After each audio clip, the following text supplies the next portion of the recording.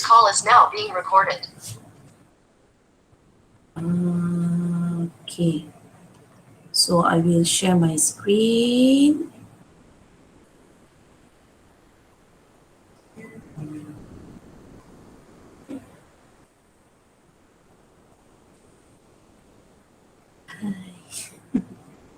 Mana yang hak milik orang tu?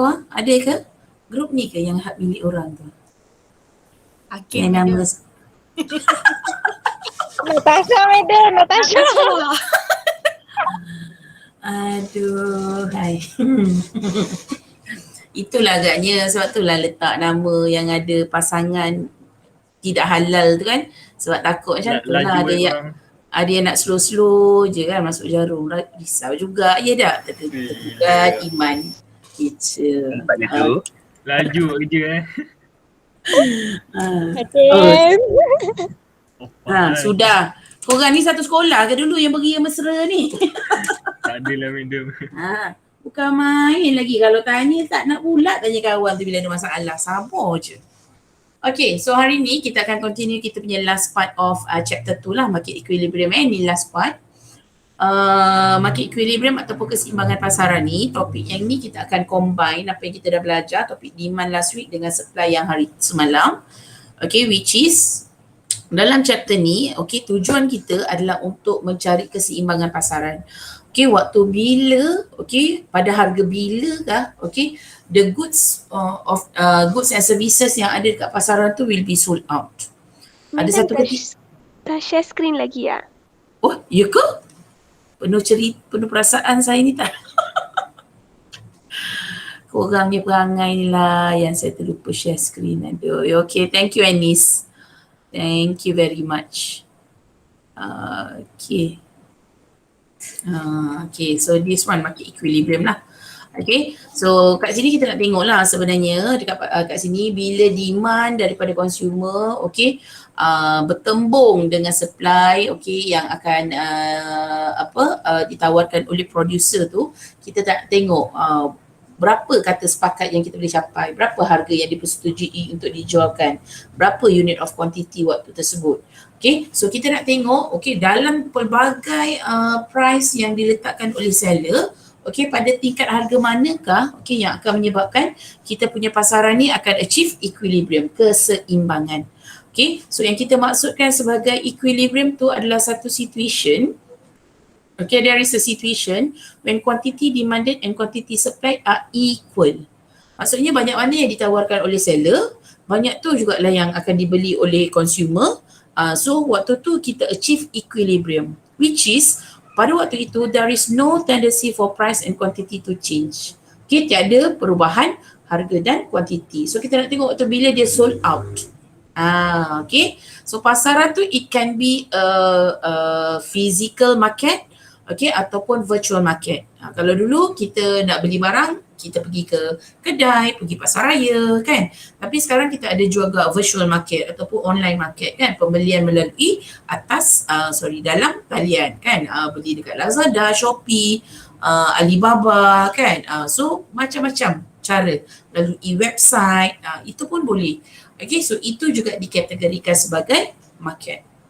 So, untuk achieve equilibrium dalam pasaran, so ada dua conditions yang perlu dipenuhi lah. First, kita tengok waktu bila quantity demanded and quantity supplied itu achieve. Okay, dan situations yang kedua adalah waktu bila kita akan achieve, waktu bila kita punya demand curve and supply curve kita akan intersect, bersilang. Okay, so this is example of table yang menggabungkan demand and supply topik. So kita ada price at 5, 6, 7, 8 and 9 ringgit. Kita ada quantity demanded by buyer and quantity supplied by seller. Okay, so kali ni kamu tengok when our price increase, so quantity demanded kita ni makin lama makin berkurangan. So memang achieve kita punya law of demand lah kan. When price increase, quantity demanded decreasing. Okay, compared dengan supply, when price increases, so quantity supply also increase. Okay, ni memang mematuhi kita punya law of supply yang positive relationship between price and quantity supply tersebut.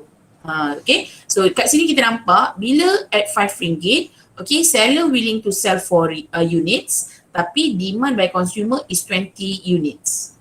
Okay, bila price increase to RM6, okay, seller willing to sell more, okay, buyer willing to buy less. Okay, tapi bila achieve RM7, okay, seller willing to sell 10 units and 10 units sudah akan dibeli oleh buyer. Okay, at RM8, okay, bila harga makin meningkat, of course seller nak produce barang dengan lebih banyak lah. Kan, so they are willing and able to sell more at 13 units. Tapi buyer dia ada masa constraint of scarcity. So bila harga makin mahal, dia akan beli pada kuantiti yang makin berkurangan at RM7. Okay, hinggalah harga tu mencecah RM9. Okay, so seller willing to sell 16 units, okay, tapi demand daripada consumer hanyalah 3 units sahaja. So ini yang akan berlaku kan. Kita akan nampak bila harga murah, so ramai kan, semua berebut nak beli barang tersebut. Okay, tapi bila harga mahal, consumer tak nak beli. Itu standard lah. Itu memang perkara yang berlaku dalam kehidupan seharian kita. So macam mana kita nak tentukan equilibrium? So kalau melalui table ni, okay, untuk penentuan equilibrium, kita lihat waktu bila quantity demanded and quantity supply kita sama. So dalam kes ni, dia sama pada quantity 10 units. Therefore, kita punya quantity equilibrium is 10 units. So Q quantity, E equilibrium. Okay, so kalau saya tanya what is our quantity equilibrium? Okay, quantity keseimbangan, so there are 10 units. Berapa harga dia waktu tu? Tengok price dia. Price dia at RM7. Therefore, our price equilibrium is RM7. Ini cara untuk tentukan melalui table. Cara yang kedua adalah melalui graph.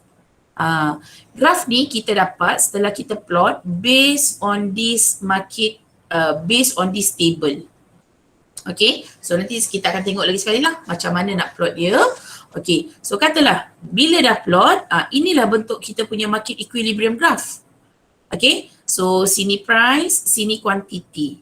Okay, so yang downward sloping ni demand, yang upward sloping ni supply. So cara kedua nak tentukan market equilibrium melalui graph ni, kita tengok waktu bila demand and supply kita intersect, bersilang.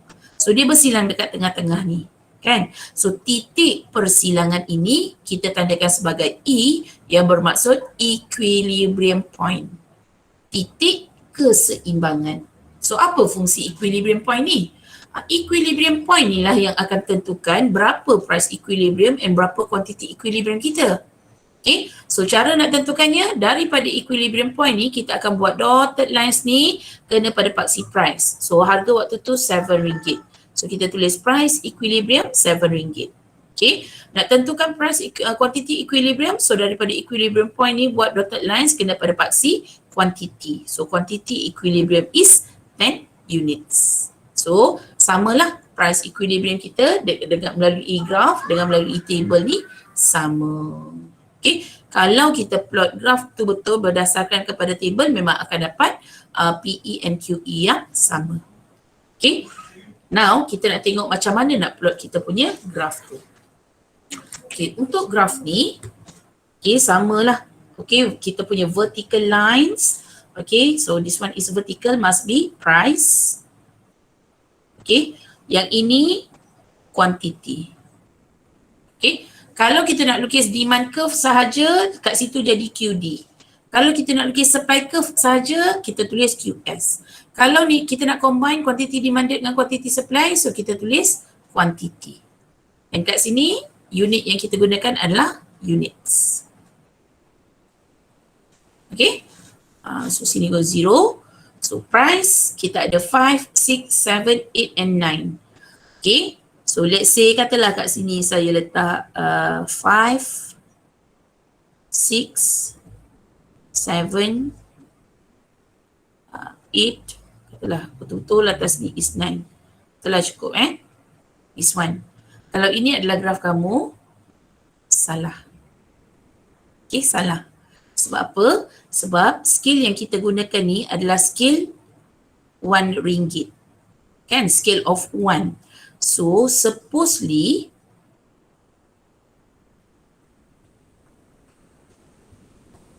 okay, supposedly what? Okay, supposedly, kalau daripada origin point ni to the first point, kamu guna scale of 5, next point must be 10, 15, 20. Tapi guna tak? Memang tak gunalah sebab paling maksimum kat sini is 9. So what for nak banyak-banyak tu? Therefore, kena guna skill yang betul. Kalau price ni, skill dia kat sini 1, so kena betulkan balik kamu punya skill. Okay, kita akan betulkan. Dia padam semua pula.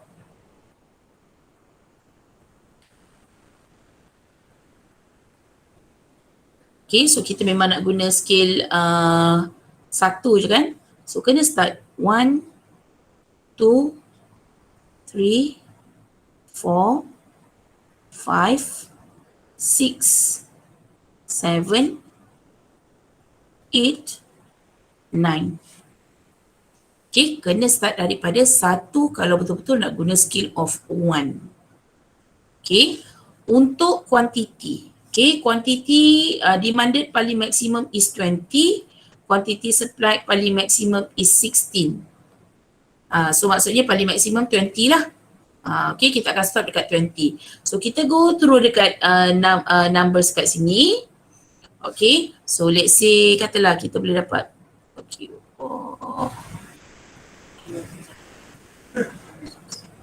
Okay, kalau ini skill yang saya dapat, saya cuma gunakan 1 bit box saja kan.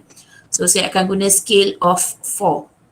Okay, 4, 6, 8, 12, 16, yang betul hujung ni is 20. So kalau kamu boleh dapat lajak lagi lah. Okay, okay. Kemudian baru kita akan plot. Okay, nak plot demand, tengok price, tengok quantity demanded saja. So RM5 20 units. So kat sini. Okay, RM6 15 units. Madam, Ya, skill bawah tu macam salah je. 4, 8, 12, 19, 20. Kenapa? Kenapa 46? Yes, thank you very 8 much. madam. Ada tu korang senyap je. Saya dah nak plot dah ni. Patutlah tadi saya rasa macam bajet-bajet muat. Kenapa tiba-tiba tak muat? Oh, perasan madam. Okay, so for thank you for 8, 12, 16 and 20. Okay, so sini quantity, sini unit. Okay, kemudian barulah boleh sambung. Kalau tak nanti graf kita lain pula untuk dia kan. Okay, so 15, 7 unit. So 7 unit kat sini 15. Okay, 15, let's say dekat sini 6. Alamak, dia sensitifnya saya marah ni. Okay, RM7, 10 units. So 10 units kat sini, let's see here. Okay, RM8, 7 units. 7 units is here. Okay, you tak payahlah kira beria nak tepat-tepat. Itu yang kadang-kadang buat lambat agak-agak sajalah. Tapi lah, janganlah lari sangat. Okay, anggarkan saja pun tak apa. Okay, so oleh kerana demand curve saya ni bukan one straight line, so saya akan sambung je lah titik-titik ni. Maaf tangan ketar-ketar sikit. So demand curve saya label DD. Okay, kena label DD. Okay, untuk supply, nak okay, supply pun sama jugalah. Okay, RM5 4 units. So kat sini, okay, RM6 7 units. Kat sini, yang tu, lepas tu RM8 13 units. Kat sini, okay, and RM9 is 16. And here. Okay, so sama juga. So saya akan sambung titik-titik ni.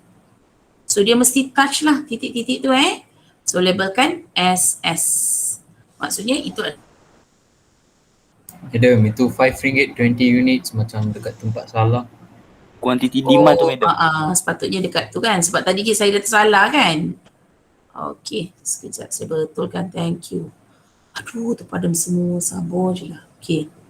RM5 20 units. Oh, kat sini. Okay.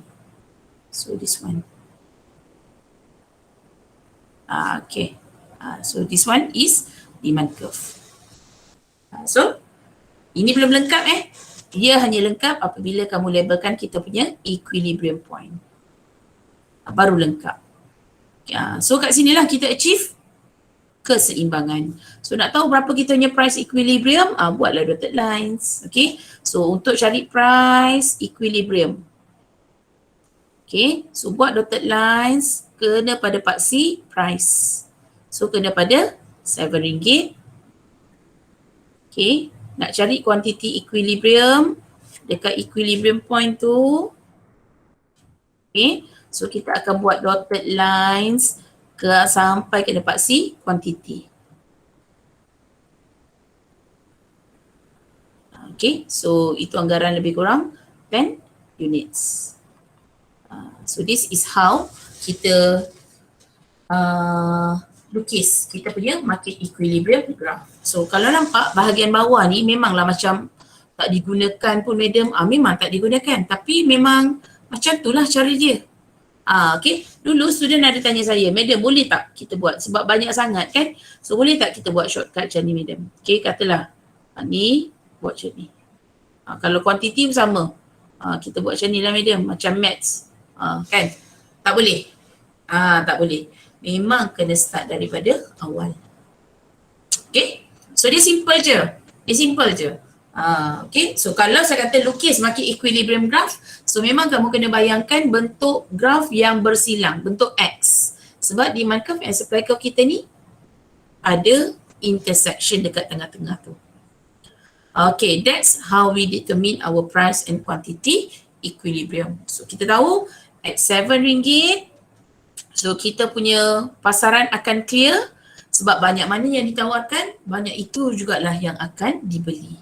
Okay, tapi sebenarnya hakikatnya, okay, kita nak tengoklah apa yang berlaku kalau barang tersebut dijual lebih rendah daripada harga sebenar.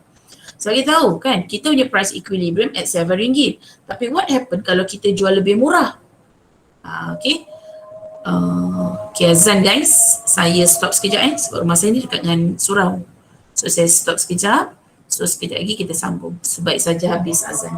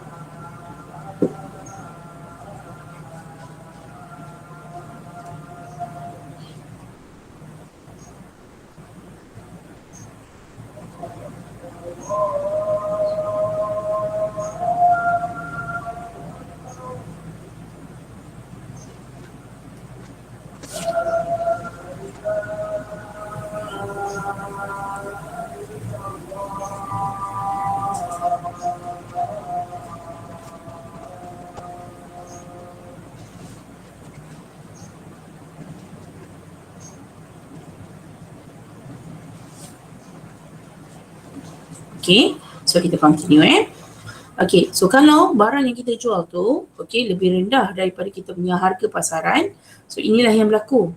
Okay, so at RM5, seller just willing to sell 4 unit sahaja sebab harga dia rendah kan, murah sangat. So cuma ada 4 unit sahaja yang ada dekat pasaran, tapi demand daripada consumer is 20 units.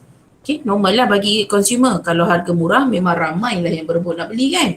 That's why ada 20 units demand dekat sini. So bila kita dapati demand daripada consumer tu lebih banyak daripada apa yang ditawarkan dekat pasaran, so situasi itu kita namakan sebagai shortage. When our quantity demanded is more than quantity supply. So berapa kita hadapi masalah kekurangan barangan? So carilah dia punya difference ni, perbezaan dia. So berlaku kekurangan sebanyak 16 units. Okay, so shortage by 16 units. Okay, same goes at RM6. Okay, seller just willing to sell 7 units, tapi demand dari consumer is 15 units. Okay, barang tak banyak tapi ramai yang nak beli. So again akan berlaku masalah shortage sebab quantity demanded is greater than quantity supply.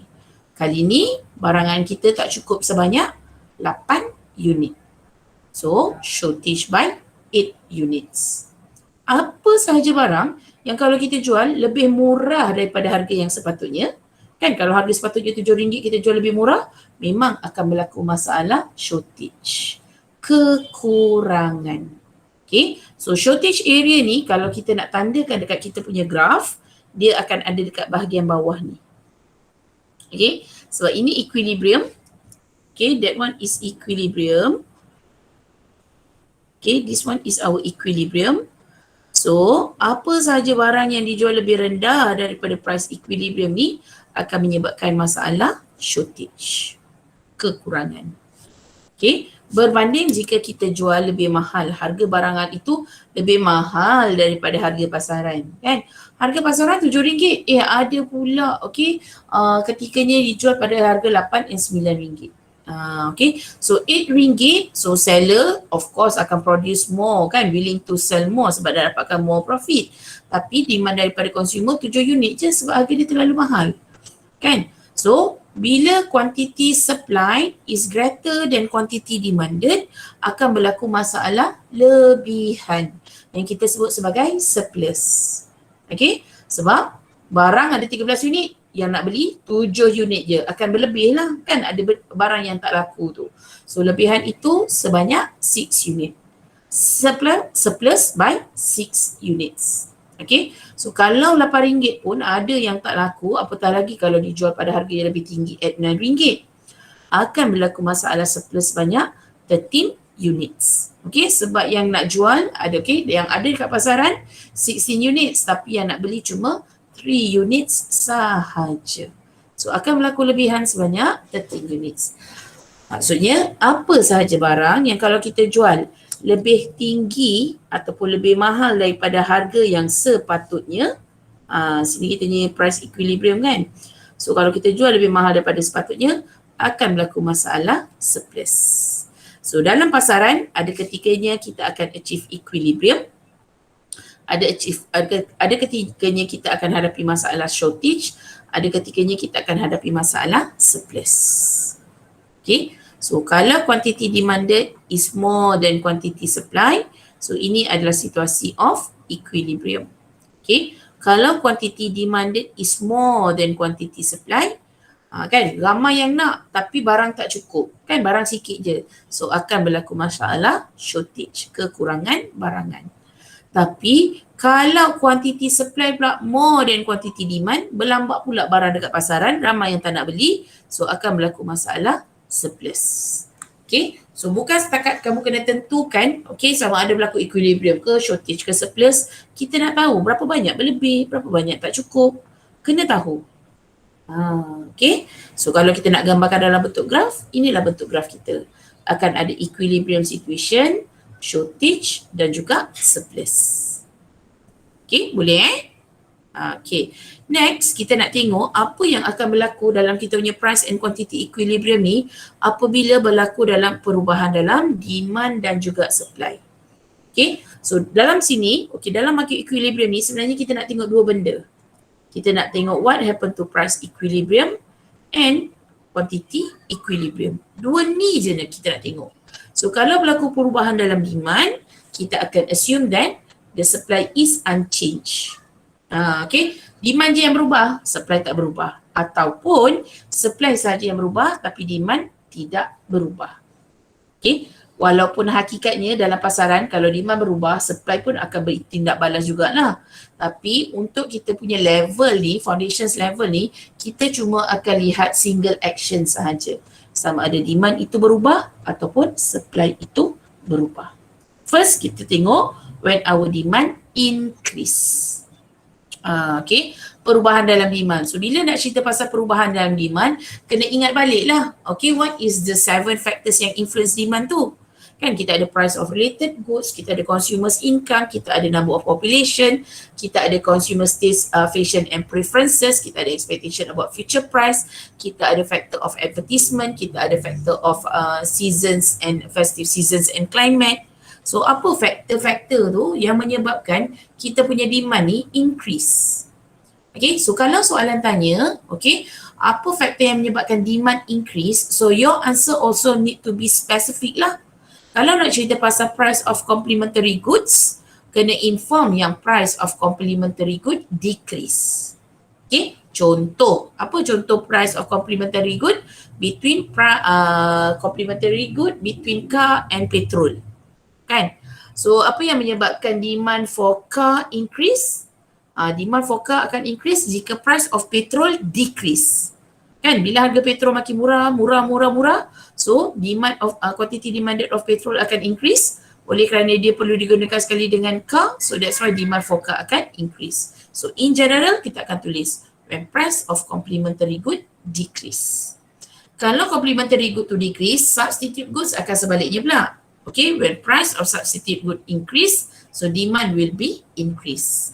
Contoh substitute goods between Pepsi and Coca-Cola. Okay, apa yang menyebabkan demand for Coca-Cola increase? So demand for Coca-Cola increase when price of Pepsi increase. Bila harga Pepsi makin mahal, orang tak nak beli Pepsi. Orang akan switch kepada Coca-Cola. That's why demand for Coca-Cola increase. So kita sebut sebagai price of substitute good increase. When consumers income increase, ni memang kita tahulah kan. Many buyer in trend, when buyers expect in the future, the price will be increase. Okay, sebab bila kita jangkakan harga pada masa depan lebih mahal, so kita akan beli pada hari ini sementara harga dia masih murah. That's why demand hari ini meningkat. Okay, when there are attractive advertisement and when the product is on festive season. Ini antara faktor yang akan menyebabkan demand increase. So bila demand increase, kita tahu demand curve akan shift leftwards, bergerak ke kanan. So bila ada perubahan dalam demand ni, so dia akan menyebabkan perubahan dalam price and quantity. So tugas kamu adalah kamu kena lukis dulu market equilibrium yang asal. Okay, S dengan DO. Okay, S ni sebab dia tak bergerak kan, so kita tulis S sahaja. Tapi oleh kerana demand curve ni akan berubah, so kita akan ada demand curve yang lama dan demand curve yang baru. Okay, so DO and D1. Okay, so at DO kita labelkan EO, equilibrium price, PO, original price, QO is original quantity. Okay, bila demand increase, dia shift rightwards. Demand curve kita labelkan E1, equilibrium point kita labelkan E1. Okay, new price P1, quantity Q1. So kita akan dapati kat sini our price increase, quantity demand, quantity juga increase. So effects, okay, the price of equilibrium will increase from PO to P1, quantity equilibrium will increase from QO to Q1. Okay, so ini yang akan berlaku when our demand increase. Nampak graf ni macam mudah? Mari kita lukis sama-sama. Okay, so saya nak kamu keluarkan paper. Tak perlu graph paper. Okay, your test pad saja cukup. Sebab kita nak practice lukis ni. Okay, sebab dalam soalan nanti, you akan diberikan situation and then you kena lukis. Nampak macam senang kan? Tapi kadang-kadang bila nak lukis tu baru kita rasa macam, kenapa kita rasa macam confused Now kita akan lukis sama-sama. Okay, So kita akan buat kita punya part C ni dulu. Here will be price and here will be quantity. Okay, make sure you pun lukis sama-sama So step yang pertama kita akan lukis market equilibrium dulu. So dekat market equilibrium akan ada demand curve. So kita labelkan DO. Akan ada supply curve, kita labelkan S. Okay, market equilibrium yang asal kita labelkan EO. Okay, so price equilibrium kita buat dotted lines. Okay, katalah kita letaklah, kalau nak letak figure boleh juga, RM10. Okay, quantity kita buat dotted lines. So 100 units.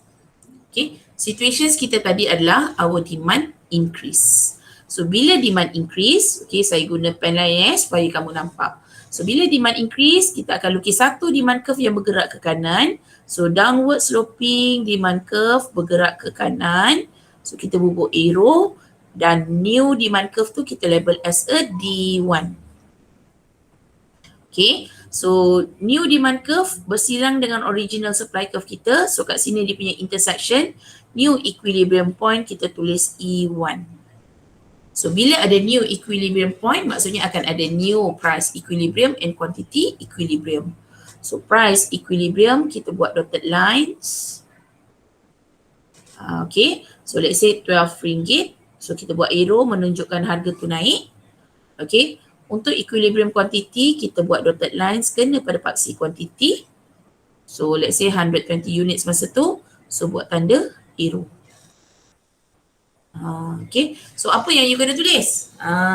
So you kena tulis apa? First you kena tulis. Okay, ni saya short form saja You kena tulis yang our demand curve.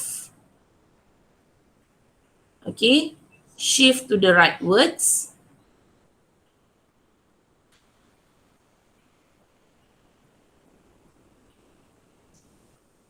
Okay, dari mana ke mana? So from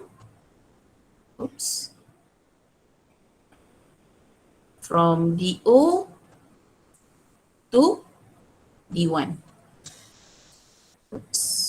Okay, so first you kena cerita tentang shift of demand curve tersebut. Okay, yang kedua kita nak tunjuk dia punya effect.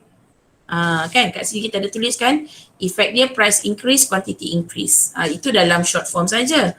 Okay, so apa effect dia you kena inform lah. Price equilibrium.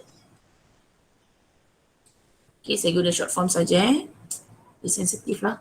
Okay, price equilibrium increase. Okay, increases from sebab kat sini kita guna figure, so kena tulis lah from RM10 to RM12. Okay, tu price. Quantity pun ada perubahan kan? So tulis juga pula quantity. Okay, quantity equilibrium. So kita dapati quantity tu increase kan? So quantity equilibrium increases. Okay, from 100 units to 120 units. Sensitive benau. Okay, so tiga benda ni lah you kena cerita. Okay, you kena beritahu sebab ini dia dah memang cakap kan demand increase. So bila demand increase kita kena inform yang demand curve itu shift rightwards. Okay, kemudian dari mana ke mana. So kita nak tengok okay apa efek dia pada price and quantity equilibrium. So price equilibrium increases from RM10 to RM12. Quantity equilibrium also increases from 100 units to 120 units. Okay. Madam, Ya, saya. kalau buat quantity equilibrium tu decrease tapi from 120 to 100 unit. Salah lah. Oh salah Sebab kat sini dia tunjuk dia bertambah kan. So bila bertambah increases from 100 to 120. Oh okay. Okay, so graf kat sini dia menunjukkan berlaku pertambahan dalam kuantiti. So kena mention yang kuantiti tu increases. Kita nak tengok waktu bila kuantiti akan decrease. Ini bila our demand increase. Okay. Bila demand increase, dia shift rightwards. Demand pun boleh decrease kan, boleh berkurang. Okay, so kenapa kita punya demand berkurang? So antara sebabnya adalah okay, so jawapan dia akan sebaliknya dengan yang tadi tu. Okay, so because of price of complementary good increase. Okay, so ni kita nak jawapan demand decrease. So kita macam nak fikir, betul ke increase ke decrease so you tak payah hafal, you just ikut you punya logik je. Pilih je mana-mana barang yang dikategorikan sebagai complementary goods. Kan, contoh tea and sugar. Okay, apa yang menyebabkan demand untuk tea increase? Kan, so demand untuk tea decrease, berkurang. Demand untuk teh kenapa berkurang? Okay, demand untuk tea berkurang mungkin disebabkan oleh increasing in the price of sugar. Bila harga sugar makin mahal, orang akan kurangkan pembelian. Okay, dan pada masa yang sama orang akan kurangkan pembelian untuk tea sebab dia perlu digunakan bersama. So when price of complementary good increase, so demand will be decrease. Okay, so kalau complementary good increase, substitute good akan decrease. Contoh substitute goods between car and motorcycle. Okay, apa yang menyebabkan demand for motorcycle decrease? Okay, demand for motorcycle decrease jika price of car decrease. Bila harga kereta makin murah, orang akan beli kereta, menyebabkan demand untuk motor pun akan jatuh. So price of substitute good decrease. So ikut logik sajalah, tak perlu hafal pun sebenarnya. Okay, so when consumers income decrease, less buyer, out of trend. Okay, when buyers expect price in the future will be decrease, kan? Kalau kita jangkakan harga pada masa depan lebih murah, so kita akan hold dulu pembelian kan? So itu akan menyebabkan demand pada hari ini decrease. Okay, because of bought advertisement, annoying advertisement, ataupun because of off season ataupun out of season. Okay, boleh. So bila demand decrease, kita tahu demand curve will shift leftward sebab harga tak berubah. Yang berubah adalah quantity demanded sahaja. So dia menyebabkan demand curve will shift leftwards from DO to D2. So bila dia berubah akan ada new equilibrium lah. Itu kat sini. Ada je new equilibrium, it shows that we have new equilibrium price and quantity.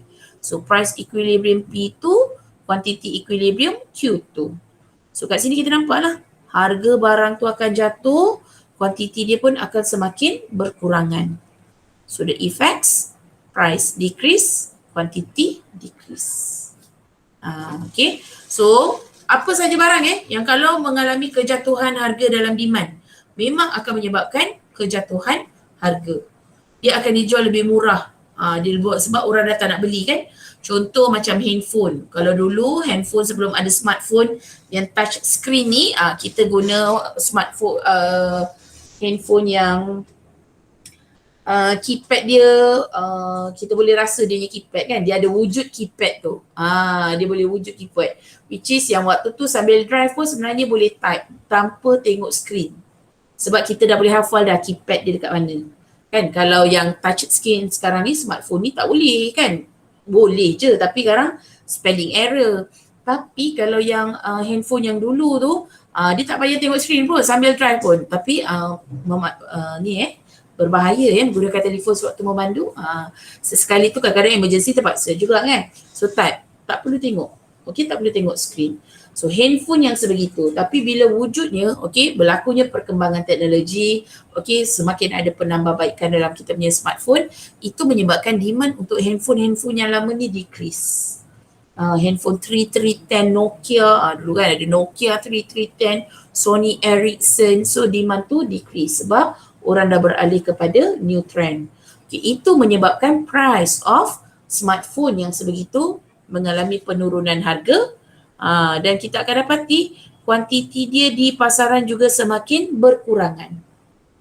Itu efek bila demand decrease berbanding dengan demand increase tadi.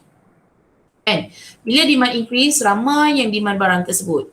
Contoh bila PDPR awal tahun hari tu kan, semua parents ni cubalah menyediakan gadget untuk pembelajaran anak supaya selesa. Semua sibuk cari laptop, tab kan, desktop. Okay, so itu menyebabkan demand meningkat. Okay, bila demand increase, dia memberi tekanan kepada harga. Waktu tu lah harga laptop memang mahal. Masa tu saya pun nak beli juga. Okay, laptop untuk diri saya lah, tapi harga melampau. Memang jauh beza lah. Okay, memang jauh beza yang menyebabkan saya terpaksa hold dulu lah pembelian. Kan saya terpaksa dulukan anak saya punya dulu.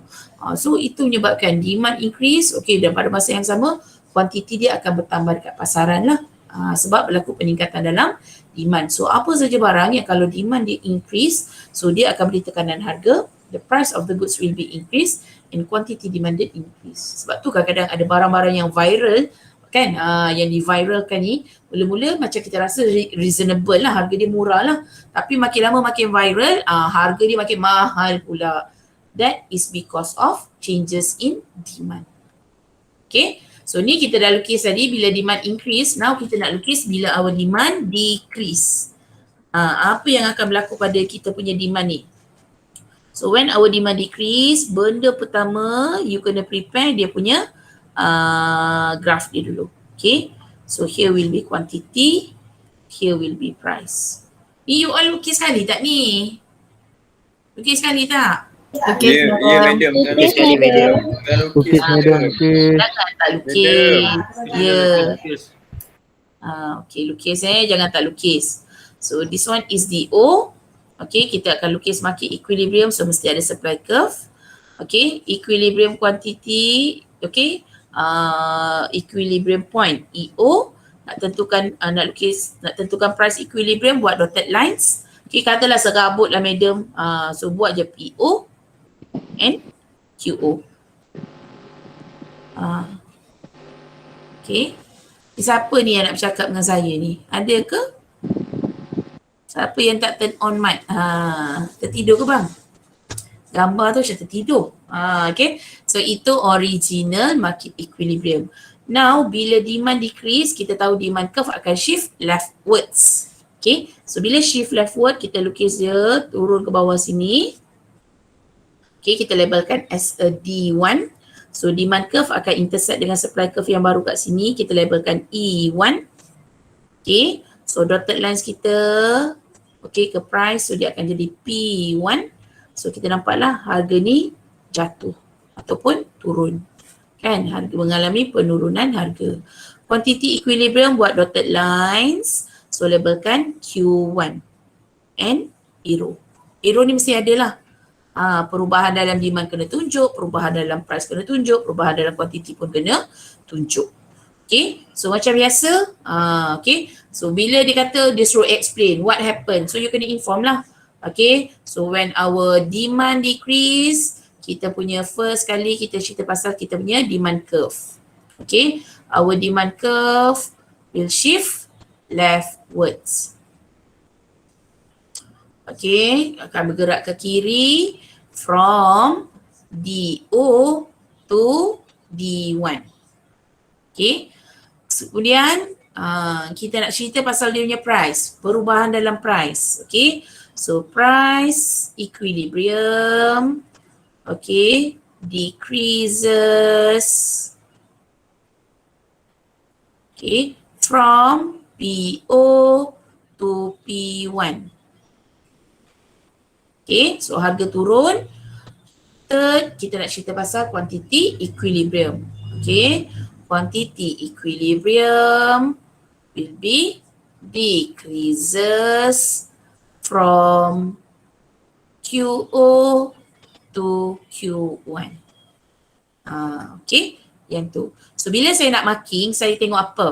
Saya akan tengok graph. First kali saya tengok ni, price, quantity ni dilabelkan tak? Tu.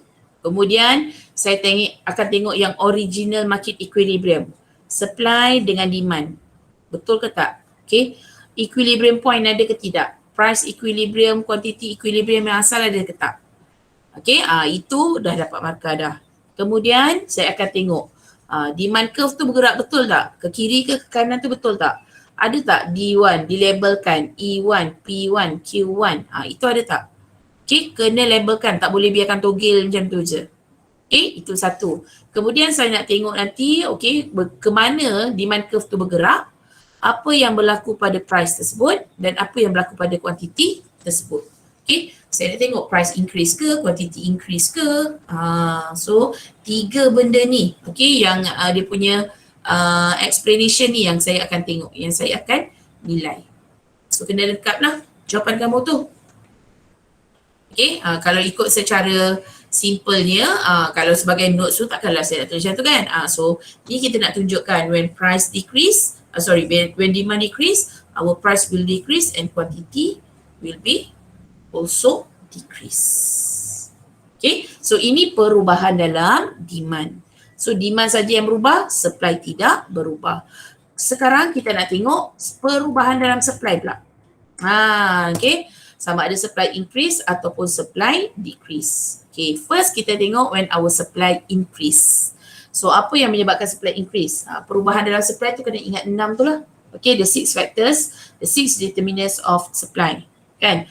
Price of related goods, okay, number of sellers, cost of production, level of technology, expectation about future price dan juga government policies. 6 faktor tu. Okay, so daripada 6 faktor tu, kita akan huraikanlah dengan lebih tepat. Kalau ni dia nak supply increase, what happened to the price of complementary good? Price of complementary good increase. Okay, so bila nak cerita pasal supply ni kena assume diri tu as a seller, kena ingat. So kita hasilkan 2 jenis barang, okay, yang dikategorikan sebagai complementary good. Let's say kita company Canon produce printer and ink. So apa yang menyebabkan supply untuk ink increase?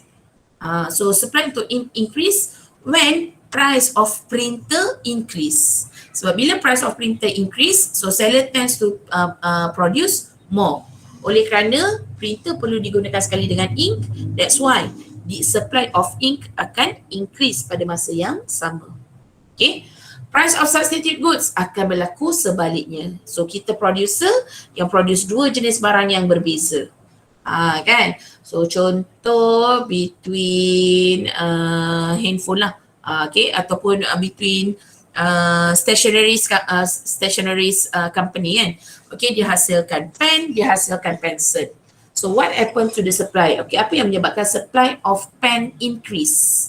Okay, so supply of pen increase, okay, due to decreasing in the price of pencil. Bila harga pensel makin lama makin jatuh, so dia tak akan produce lebih banyak sebab dia akan menyebabkan kerugian. So dia akan produce pen pada kuantiti yang lebih banyak sebab semua resources yang digunakan untuk hasilkan pen tu dia dah ubah, alihkan ke production of pen. So supply of pen will be increase.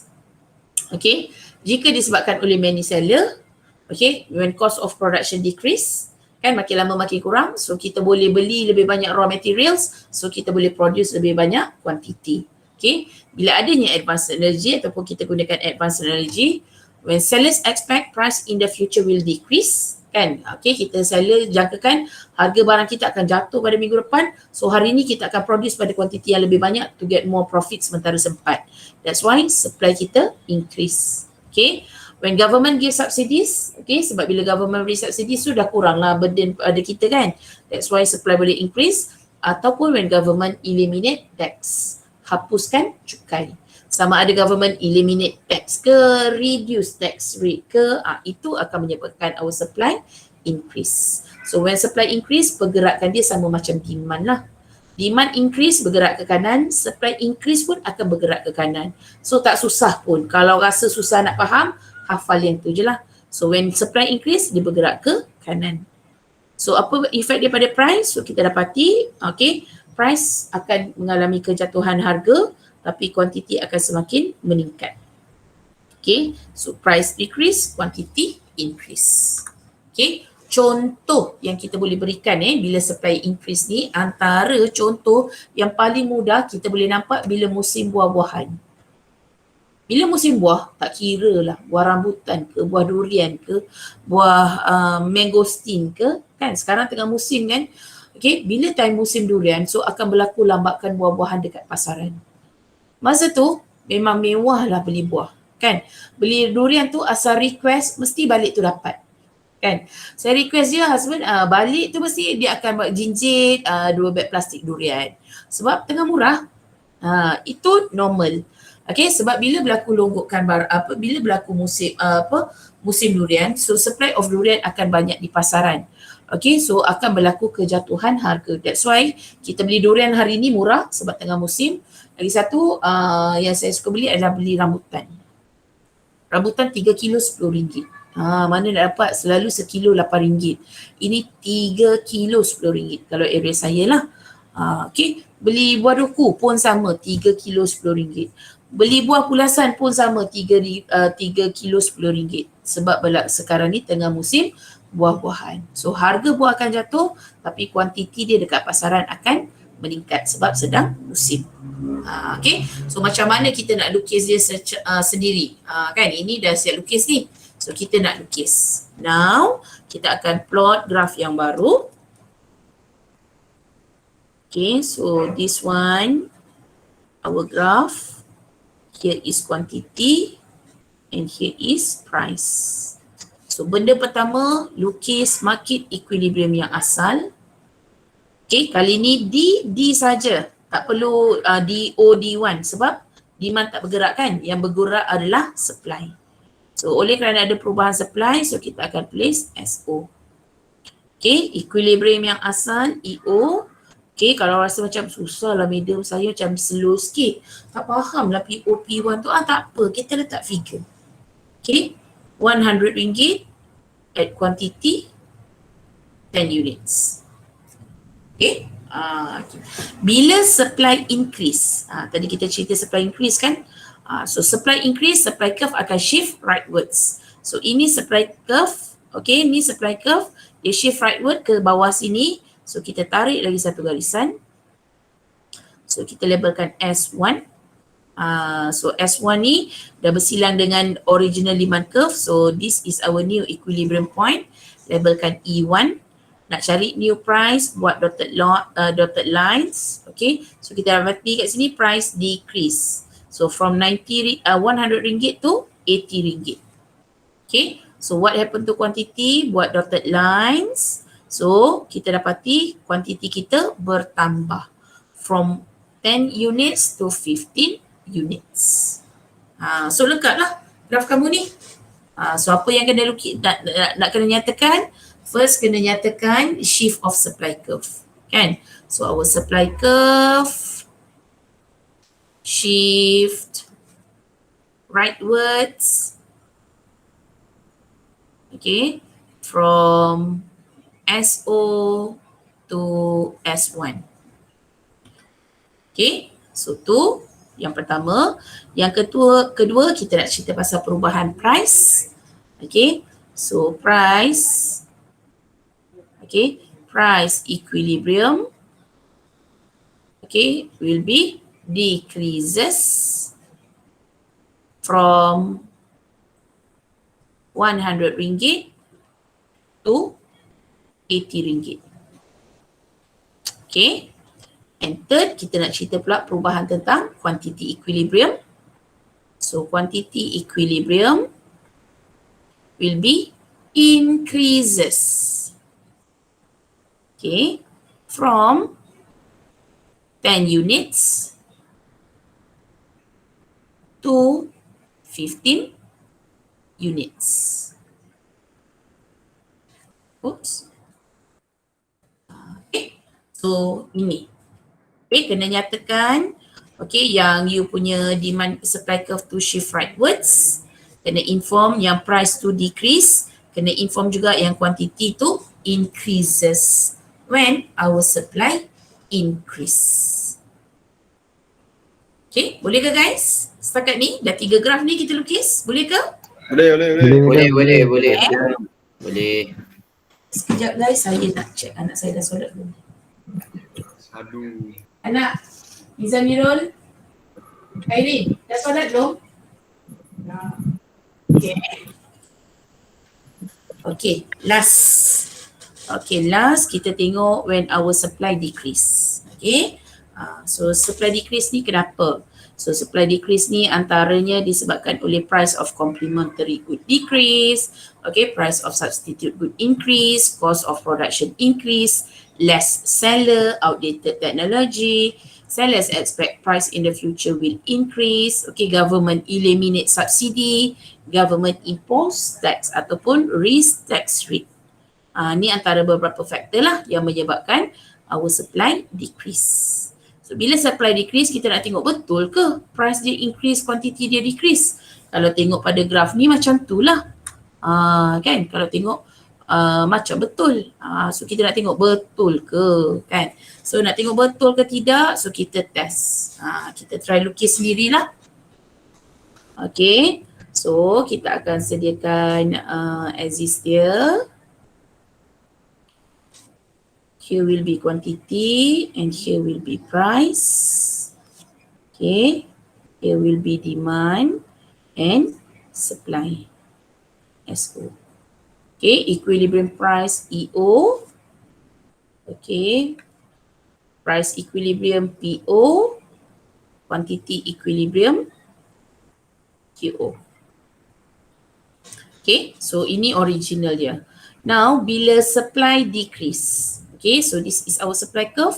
Supply decrease, dia akan shift leftward ke sini, ke sebelah kiri. So, lukis supply curve yang baru. Labelkan S1 and arrow. New equilibrium E1. Okay, buat dotted lines untuk price equilibrium. So, kita nampak price ni increase to P1. So, what happened to the quantity? Buat dotted lines. Label as a quantity 1, Q1 and arrow. So kita dapati quantity tu decrease. Okay, so bila nak tulis apa? First kena cerita pasal shift of curve. So kena inform yang our supply curve shift leftward. Okay, from SO to S1. Okay. Second, kena cerita perubahan harga. Okay. Price equilibrium. Okay. Increases from PO to P1. Okay. Third, kena cerita perubahan dalam quantity. Okay. Quantity equilibrium increases from QO to Q1. Madam, bukan decrease ke madam? Yeah, saja je nak test. Korang tertidur ke tak? Nasib baik tak tidur. Decreases. Nasib baik. Pandai kan saya cover ayat.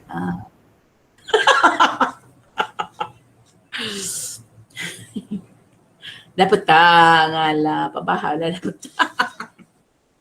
That's why kamu kena berjaga supaya saya tak buat salah. Inilah dia.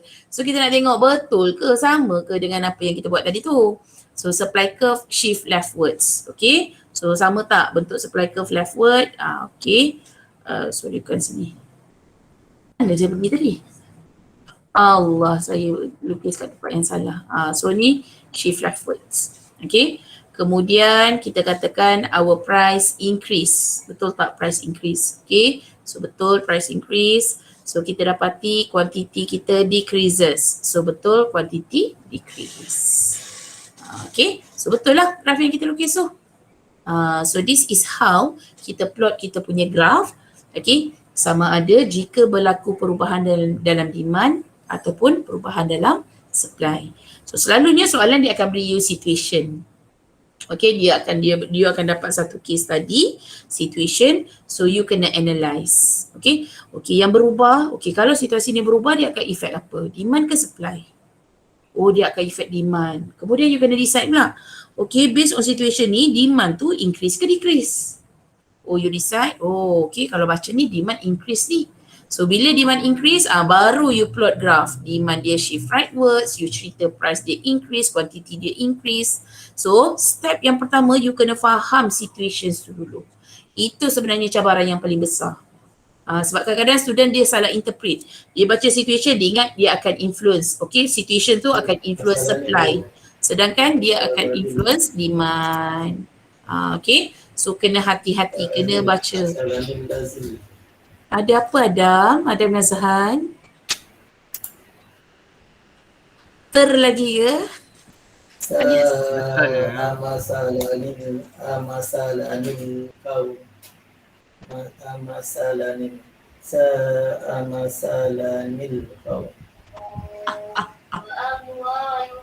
Oh, tengah ngaji ke Adam? Aduh, kamu nak ngaji ke nak kelas ni? Adam, baik dah ngaji tu. Tapi buatlah kerja satu-satu, nak ngaji. Tak Nak belajar. Dekat sebelah ni, kat sebelah. Dekat sebelah. Adik kat sebelah, PDPR. Ya. Okey. Sorry. Ingat kot kamu mengaji sama. Tak ada. Sejuk dah hati saya ni. Okay, so ini cara dia. Okay. So macam saya katakan, sebenarnya hakikat sebenarnya dalam kita punya economics ni, dia bukannya cerita pasal demand increase, demand decrease je. Kan dia berlaku perubahan serentak. That is the reality. Tapi perubahan serentak tu yang akan menyebabkan you kita akan analyse dengan yang lebih dengan lebih detail. Itu maksud you akan belajar dalam degree level lah. Sebab bila dia bergerak serentak, contoh ni tak masuk dalam syllabus lah. Saya just nak cerita what is the reality of that. Okay, let's say this is our demand curve and this is our supply curve. So ini equilibrium kita yang asal.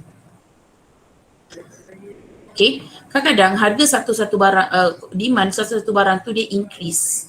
So kalau demand increase, so kita tahulah dia akan shift rightwards kan. Cuma kadang-kadang ada certain barang peningkatan dia sangat besar. Ada certain barang peningkatan dia kecil je, ada ketikanya. Itu juga akan mempengaruhi keputusan ke atas perubahan harga dan kuantiti. Sebab ingat dalam market equilibrium, dua ni yang kita nak tengok, apa yang berlaku pada price and quantity equilibrium. So let's say demand barang tersebut, demand dia increase pada kuantiti yang besar lah. Okay, tapi pada masa yang sama, supply untuk barang tersebut decrease. Okay, supply dia decrease tapi pada kadar yang kecil sahaja. So kat sini. Okay, S1. So bila ada yang baru, so demand curve bersila dengan supply curve. So this is our new equilibrium point. So what happened to the price? So kita akan dapati price kita akan increase. So quantity kita juga akan increase. Okay, so ini efek bila demand increase tapi pada masa yang sama supply decreasing. Okay, ini sebenarnya yang berlaku dalam situasi ekonomi kita. Kan ada yang meningkat besar, dia peningkatan perubahan tu kecil saja. Dia akan berlaku secara serentak, simultaneously. Tapi ni you akan belajar masa degree level nantilah. For foundation level cukup sekadar you memahami bagaimana the single action of demand and supply curve. That's all untuk kita punya chapter 3 pricing theory, demand, supply and market equilibrium. So do you have any question guys? Soalan nak tanya? Saya ada madam. Okay, silakan. Kalau nak cari equilibrium point tu, refer dekat soalan ke macam mana? Kalau nak cari yang lagi satu tu. Macam mana? Kan equilibrium point kan ada dua. Nak cari yang lagi satu tu refer dekat soalan dia lah. So refer dekat dia punya graph lah. Macam table tu lah. Dekat dia punya graph. Okay. Perubahan itu you hanya boleh nampak melalui graph sahaja. Okay. E1 ke P1 ke hanya dapat ditentukan melalui graph. Kalau ini yang asal, okay, EO. So kalau ada perubahan yang baru, okay, perubahan yang baru, demand curve increase. So kita tengok refer pada graph. Okay, kalau ini demand yang demand baru, supply ni memang original. So dekat sini kita punya equilibrium yang barulah. So apa-apa pun kena rujuk pada graf. Bukan pada soalan. Okay, keputusan sama ada demand price increase ke decrease ke, quantity increase ke decrease tu ke akan bergantung kepada you punya graf. Kalau you salah interpret soalan, so graf you akan salah, you punya keputusan jawab akhir pun akan salah. So kena hati-hati. Okay ke Syarah? Okay, faham madam. Thank you. Okay, welcome. Any other question? Madam, Ya. garisan demand dengan garisan supply tu memang yang penting tak kisah darjah ke berapa, tapi yang penting kena selari, betul kan? Betul. Betul. Tak kisah mana je tegak ke. Tak kisah. Kalau you rasa you dah biasa lukis demand curve yang nak terbaring tu, tak apa, tak kisah. Dia dari sudut dia punya slope tu tak kisah, sama ada dia flat ke, step ke, tak kisah. Janji dia upward sloping and downward sloping. Itu je yang penting. Okay, kalau ada new yang baru, so dia mesti parallel lah, mesti selari. Lebih mudah. Okay, thank you madam. Okay, welcome. Any other question? Ada tak? Tak ada? Ada, faham. Okay, thank you Chan for your response. Okay, that's all kelas untuk hari ini. So oleh kerana kita punya syllabus ni dah habis, so next class kita akan discuss tutorial. Soalan tutorial saya dah upload, saya tak ingat lah ada soalan MCQ ataupun tidak. Okay, kalau ada just buat sahaja sebab biasanya untuk chapter pricing theory ni dia punya soalan untuk MCQ, soalan ABC tu dia lebih critical, bukanlah lebih critical, dia lebih confusing. Ni nak cerita saliman kan, nak cerita pasal supply kan, itu yang akan menyebabkan confuse. So kena hati-hati. Okay, kena hati-hati yang itu. Okay, untuk e-learning. Nanti tu satu, buat tutorial. Okay, kalau ikut kelas kita pada minggu hadapan, hari Selasa kan, tapi hari Selasa is National Day. Okay, cuti. So apa yang kita akan lakukan adalah, tak apa, National Day sebab next week dah masuk minggu yang kelima. Okay, mungkin ada yang dah penat sikit, so nak rest lah. Okay, tak apa. So National Day kita akan off, so tak ada kelas pada hari Selasa. Cuma saya nak kamu siapkan tugasan tutorial tu. Dan tutorial itu, kamu perlu upload di e-learning. So saya akan sediakan platform untuk you upload. So saya nak ingatkan bila upload kena hantar dalam bentuk PDF, bukan dalam bentuk picture. Okay, so save, scan, save dalam bentuk PDF. Bila hantar, you punya file ni mesti menggunakan your real name. Okay, mesti tukar you punya nama file tu, tukar nama kamu. Sebab bila saya buka, bila saya download dia akan keluar semua. So saya tak tahu ini siapa punya, Nick punya yang mana satu, Syara punya yang mana satu, Adam punya yang mana satu. Saya tak tahu. So kena save you punya file name tu mengikut you punya nama. Okay. Attendance untuk hari Selasa nanti saya akan bagi password. So you mark saja you punya attendance. Tetapi pada masa yang saya akan cross check dengan tutorial yang saya minta kamu hantar. Kalau kamu mark attendance tapi tak hantar tutorial, saya akan untick kamu punya attendance. Dikira absent. Clear ya? Attendance kamu dibenarkan untuk tick, tapi kehadiran betul-betul dikira hanya jika kamu dah submit ataupun kamu submit kamu punya tutorial. Itu syarat dia lah. Okay. Madam, Yep. bila deadline untuk tutorial? Hari Selasa malam before 10. Itu deadline. Okay, madam. Thank you. Madam, Ya. kalau tak ada e-learning lagi macam mana? Tak ada e-learning lagi, tak apa. Hold dulu.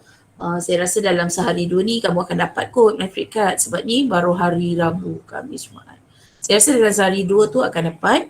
So kalau dah dapat, you check e-learning.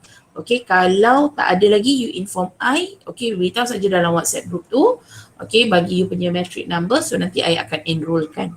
Cuma kadang-kadang dia akan auto enroll, once you register dia akan auto enroll, tapi kadang-kadang kena enrollkan juga secara manual. So andai kata sampai minggu depan pun tak ada, tak apa, you hantar personal pada I saja nanti. Okay? Okay, madam. Thank you. Okay, clear. So password attendance untuk hari ini, okay, dekat our chat box. Market equilibrium. Our topic. Okay, so next week submit tutorial hari Selasa. Hari Rabu kita akan jumpa untuk discuss tutorial tersebut, jawapan dia. Okay, another week kita akan continue untuk chapter elasticity. Elasticity tu mungkin kita akan ambil lebih kurang 3 kelas.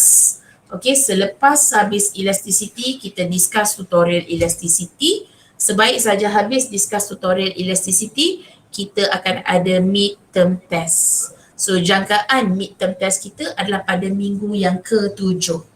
On week 7 ataupun week 8. Kalau week 7 tu tak sempat syllabus, habis syllabus yang sepatutnya, so kita akan buat midterm test tu pada week yang ke-8. Sekarang ni week yang ke-4. Okay, so ada 4 minggu lagi ataupun lebih kurang ada 3 minggu lagi sebelum midterm test. So midterm test saya akan cover chapter 1, Introductions to Economics. Kita akan cover chapter yang hari ni, Pricing Theory. Dan saya juga akan cover chapter yang akan datang, chapter 3, Elasticities. So siapa yang masih lagi tak faham ataupun tak sempat lagi cover, especially yang mana terlambat daftar tu kan, so you need to cover before our midterm test. Sebab yang saya jangkakan kita punya tutorial adalah hari Selasa, hari Rabu tu will be our test. So tak ada gap seminggu selepas itu ke, tak ada. Direct. Selasa habis tutorial, Rabu tu terus kita punya midterm test. Okay guys? So gunakan masa yang ada weekend ni, okay, masa kita punya cuti National Day nanti, cover mana-mana subtopik yang you lemah. Okay? Kalau tak ada apa-apa soalan, kita jumpa next class, which is next week on Wednesday. Thank you and Assalamualaikum. Okay, madam. Thank you very much, Thank madam. you, madam. Thank you, madam. Thank you, madam. Yeah. Make sure mark attendance ya. Mark Thank you, attendance. Thank you, madam. Iya. Ramai punya student. Alhamdulillah. Thank you, madam. Ya, sekali je cukup. Sekali je cukup. Tak payah banyak kali. Okay, madam. Orang punya nakal ni boleh tahan. Nakal korang Assalamualaikum, ni. madam. Waalaikumsalam. Assalamualaikum. Waalaikumsalam. Dah.